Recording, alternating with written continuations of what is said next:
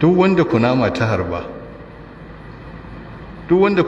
harba in dai ka samo kyankyaso kana fasa shi kana ɗaga ruwan ta tafi kenan. haka magani ne. gyaɗa wannan kwaruri ɗin nan gujiya yau aka zo dafa ta a gidanka aka dafa ta ruwan dahuwar sai ka tsiyaya ka sha,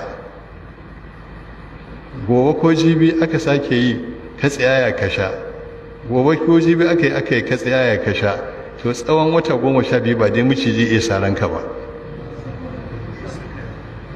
kaga ya saka abu sani ne ba a yi ba. in ka dubi turgunnuwa ita ce ake ce da ita lalo. kaga ana bi tana da 'ya'yan nata sai ka gansu kamar irin na alayyahu. to in ka san yadda ake mata ka haɗa ka ci, dan dai a ce kana nan miciji yana tsallake a can ya gota ka tsallaka jansa sai ya mutu, amma kowa wuce ake bai sanya ake ba.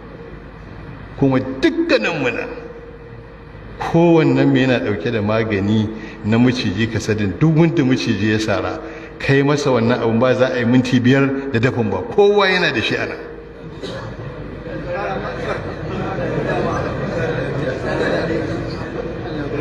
shine makala ƙasa haza ba ɗila ba abin da Allah halitta wato a banza, komai da hikima a cikinsa.